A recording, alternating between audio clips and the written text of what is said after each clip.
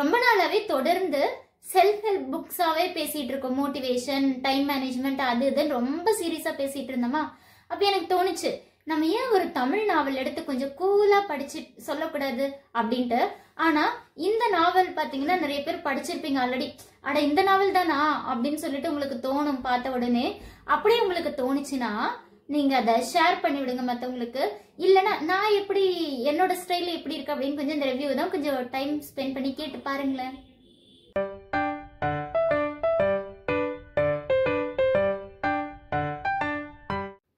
Hi, கனவுகள் மீட்படும் viewers எல்லாருக்கும் வணக்கம். எல்லாரும் எப்படி இருக்கீங்க? நல்லா இருக்கீங்களா? நான் சொல்லியிருந்தேன்ல, இது எல்லாத்துக்குமே தெரிஞ்ச நாவல். நிறைய பேர் படிக்காம இருப்பீங்க, அவங்களுக்காகவும் தெரிஞ்சுக்கோங்க. கல்கி அவர்களின் மோகினி தீவு. ஓகேவா? இது நீங்க நிறைய பேர் படிச்சிருப்பீங்கன்னு நினைக்கிறேன். ஸோ இதை படிக்கும்போது எனக்கு ஏன் ரொம்ப பிடிச்ச, ஃபர்ஸ்ட் நான் இது எனக்கு ஏற்கனவே நிறைய பேர் சொல்லியிருந்தாங்க இதை படிங்க அப்படின்னு சொல்லிட்டு. பொன்னியின் செல்வனே நான் லாஸ்ட் இயர் ஒரு 2 இயர்ஸ்க்கு முன்னாடி தான் படிச்சிருந்தேன். இப்போ மோகினி தீவு இப்போ ஒரு 1 வீக் முன்னாடி தான் எடுத்து படிச்சேன்.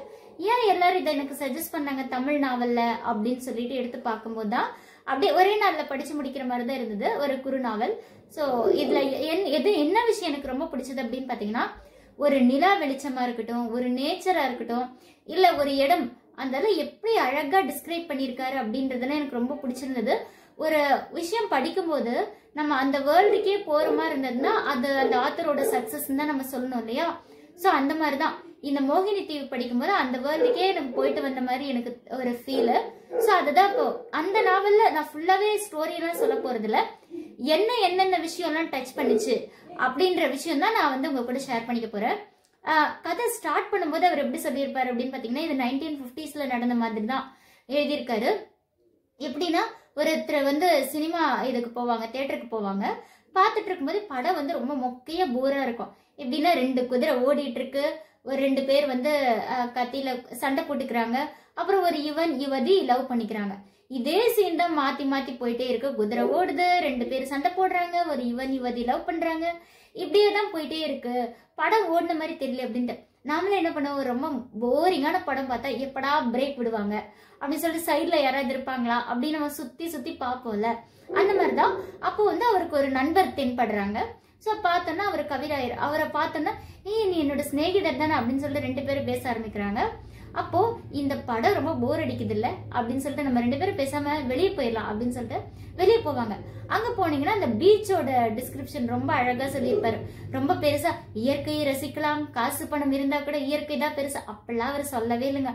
ரொம்ப சிம்பிளா சொல்லியிருந்தாரு. எப்படின்னா, எல்லாரும் பெரிய பெரிய காஸ்ட்லியான கார் ஓசியில காத்து வாங்கிட்டு போறாங்க, கடற்காத்து அப்படின்ற மாதிரி சொல்லியிருப்பாரு. அது ரொம்ப அழகா இருந்தது. சோ அந்த நண்பர் என்ன சொல்லியிருப்பாருன்னு பாத்தீங்கன்னா, பர்மாக்கு போயிருப்பாரு இந்தியாவில இருந்து அவர் சம்பாதிக்கிறதுக்காக. அப்படி பர்மாக்கு போகும்போது அங்க ஜாப்பனீஸ் வார்லாம் ஸ்டார்ட் ஆயிரும். சோ அங்க இருந்து கிளம்பி வரும்போது அந்த கப்பல், ஒரு போர் கப்பல்ல ஐ மீன் ஒரு இந்த வெயிட் எல்லாம் எடுத்துட்டு போவாங்கல்ல, அந்த கப்பல்ல டிராவல் பண்ணி வருவாங்க. அதுல ஒரு 1000 பேர் இருப்பாங்க. அப்போ எனக்கு இமேஜின் பண்ணிக்க முடிஞ்சது, ஒரு போர் அப்படின்னா எப்படி நடந்திருக்கும், அதுல இருந்து தப்பிச்சு வரும்போது எவ்வளவு எல்லாம் கஷ்டப்பட்டு இருப்பாங்க அப்படின்னு சொல்லிட்டு அதுல போட்டிருப்பாங்க. எனக்கு ரொம்ப பிடிச்சது என்னன்னா, யோசிச்சு பார்க்க முடிஞ்சது, 1000 பேர் அந்த கப்பல்ல, ஒரே கப்பல், அது சின்ன கப்பல் தான், ஆனா அதுல ஏறி இருப்பாங்க. அது வெயிட் தாங்காம இந்த பலகையெல்லாம் ரொம்ப உடஞ்சிருக்கும். அது ஆடுற சத்தம், அப்புறம் எல்லாரும் குளிச்சும் குளிக்காம எல்லாம் ஓடி தானே வந்திருப்பாங்க. அப்போ குளிச்சும் குளிக்காம இருக்க அந்த ஸ்மெல்லா இருக்கட்டும், அப்புறம் இந்த குழந்தைங்க எல்லாம் அழுதுட்டு இருப்பாங்க பசிக்காக. எதுக்கு அழுகுறாங்க? பசி, சாப்பாடு எது இருக்காது. இந்த பழைய கெட்டு போன ரொட்டி, அதோட ஸ்மெல்லு எல்லாமே தாங்க முடியாது அப்படின்னு சொல்லிட்டு, அப்ப கடல்ல நம்ம அழகா நேச்சரை ரசிக்க முடியும். ஆனா அந்த சமயத்துல ஐயோ, இந்த பேசாம இந்த கப்பல்ல வரதுக்கு பேசாம போர்லயே மாட்டி உயிர் விட்டுருக்கலாம் போல, அப்படிலாம் ஒரு செகண்ட் தோணுச்சு அப்படின்ற மாதிரி சொல்லியிருப்பாங்க. அப்போ கப்பல் ஒரு தீவுக்கு நிற்கும், ஒதுங்கி நிற்கும். அந்த தீவுல இறங்கி பார்த்தா செம்ம அழகா இருக்குமாங்க.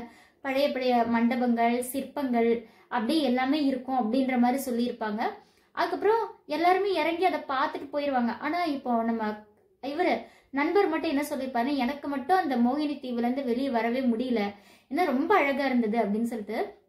இன்னொரு விஷயம் என்ன சொல்லியிருப்பாங்க அப்படின்னு பார்த்தா, அப்போ இந்த தீவுல யாருமே இல்லையா, அழகா இருக்கு, நேச்சர்லாம் சூப்பரா இருக்கு, ஆனா இங்க யாருமே இல்லையே அப்படின்னு சொல்லி பார்த்துட்டு இருக்கும்போது ஒரு கப்பல், அழகான கப்பல், அவங்க வருவாங்க. இவரை பார்த்தீங்கன்னா ஒரு மன்மதன் மாதிரி இருப்பாரு ஹீரோ. ஹீரோயின் பார்த்தீங்கன்னா ரொம்ப அழகா செமையா இருப்பாங்க. ஒரு பொண்ணுனா அப்படியே பதுமை மாதிரி நிறைய டிஸ்கிரைப் பண்ணியிருப்பாங்க. அவங்களோட முத்துப்பல், அவங்களோட ஃபேஸ் எல்லாமே ரொம்ப டிஸ்கிரைப் பண்ணியிருப்பாங்க.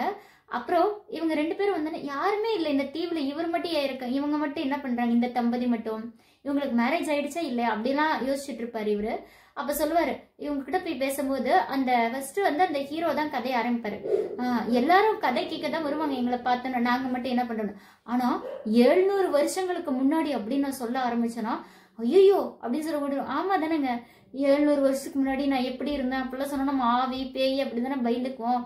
ஸோ அந்த மாதிரி எல்லாரும் ஓடிடுவாங்க. நீங்க இப்படி அப்படின்னும் போது இவர் பயப்படலாம் இல்லை, என்னவா தான் இருக்கும் அப்படின்னு சொல்லிட்டு அது ஒரு இடத்துல ரொம்ப ஃபன்னா சொல்லியிருப்பாரு. என்ன அப்படின்னா, இப்போ பாத்தீங்கன்னா இவர் இந்த ஹீரோ வந்து கதை சொல்லிட்டு இருப்பாரு இந்த நண்பர்கிட்ட. அப்போ வந்து அந்த இவர் என்ன பண்ணுவாரு, அந்த கதாநாயகி மேலேயே அப்படியே அந்த பெண் மேலேயே கண்ணு ஓடிட்டு இருக்கோம். அதையும் கண்டுபிடிச்சிருவாரு. கண்டுபிடிச்சு இப்ப நான் சொல்லிட்டு இருந்தாலும் உங்க கண்ணு வந்து என்னோட தேவதை, என்னோட காதலியை தானே நோக்கிட்டு இருக்கு அப்படின்னு சொன்னா, ஐயோ அப்படின்னு இவருக்கு வெக்கமாயிரும். அப்போ உடனே சொல்லுவாங்க அவங்க என்னன்னா, ஆமாமா தெரியும், நீங்க பண்ணது ஒன்றும் தப்பு இல்லை. ஏன்னா அந்த பிரம்மதேவன் வந்து என்னோட காதலியை வந்து அவ்வளோ அழகா படைச்சிருக்காங்க. யாரா இருந்தாலும் என்னோட லவ்வரை வந்து பார்க்காம இருக்கவே முடியாது, ஒன்றும் தப்பே கிடையாது அப்படின்ற மாதிரி ரொம்ப அழகா சொல்லியிருப்பாரு. அதே மாதிரி அந்த காதலன் காதலிக்காக என்ன பண்றாங்க, காதலி காதலனுக்காக என்ன பண்றாங்கன்றத அழகா டிஸ்கிரைப் பண்ணியிருப்பாங்க. இதுல வந்து இந்த பெண் வந்து என்ன பண்ணுவாங்கன்னா, அந்த காதலனை இத்தனைக்கும் அவங்க வந்து ஆப்பனண்ட், ஓகேவா, ஆனா அவங்கள பார்க்கணுன்றதுக்காக போர்க்களத்துக்கே போய் சண்டை போடுறதா இருக்கட்டும், அவங்க கிட்ட சரண்டர் ஆகுறதா இருக்கட்டும், அதெல்லாம் ரொம்ப அழகாவே சொல்லியிருப்பாங்க. லவ் அட் ஃபர்ஸ்ட் சைட் நம்ம கேட்டிருப்போம்ல, ஸோ அந்த விஷயத்த அழகா சொல்லியிருப்பாங்க. அதுக்கப்புறம் ஒரு இடத்துல வந்து கொல்லிமலையில வந்து இந்த கொல்லியம் பாவை அப்படின்ற இதுல இருந்தா கொல்லிமலைன்ற பேர் வந்ததுன்றதுக்கு ஒரு கதை சொல்லியிருப்பாங்க. என்ன அப்படின்னு பாத்தீங்கன்னா, கரிகால சோழன் அங்க வந்து போர் சமயத்துலலாம் கொல்லிமலையில போய் ஒளிஞ்சுக்கிட்டதாகவும், அப்போ வந்து கொல்லிமலையில இருக்க சித்தர்கள் வந்து கரிகால சோழனை காப்பாத்துறதுக்காக என்ன பண்ணிருப்பாங்கன்னா, ஒரு அழகான பெண் மாதிரி ஒரு உருவம் செஞ்சிருப்பாங்க. அதுக்குள்ள பெரிய பெரிய இயந்திரம், கத்தி மாதிரி இயந்திரம் ஆட்டோமேட்டிக்கா வெளியே வர மாதிரி வச்சிருப்பாங்க. என்ன அப்படின்னு பாத்தீங்கன்னா, இப்போ கொல்லிமலைக்கு யாராவது வராங்க எனிமீஸ் அப்படின்னா, அந்த அழகான பெண்ணை பார்த்து பெண் அப்படின்னு சொல்லிட்டு போவாங்கல்ல, போய் டச் பண்ண போகும்போது அதுக்குள்ள இருந்து இதான் இயந்திரம் வந்து குத்திரும், அவங்க எங்க தொட்டாலும் அவங்களை வந்து குத்திரும் அப்படின்ற மாதிரி. அதுக்காக தான் கொல்லியம் பாவை அந்த இடத்துக்கு பேர் வச்சிருப்பாங்க.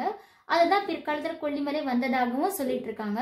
அதுவும் நம்ம கொல்லிமலையோட அழகை சொல்லியிருப்பாங்க. அதுவும் இந்த பலாப்பழம், இவ்வளவு வெயிட்டான பலாப்பழத்தை எப்படிதான் இந்த பலாமரம் தாங்கிட்டு இருக்கு, கீழே விழுகாம தொங்கிட்டு இருக்கே, அந்த மாதிரிலாம் டிஸ்கிரிப்ஷன் கொடுத்துருப்பாங்க.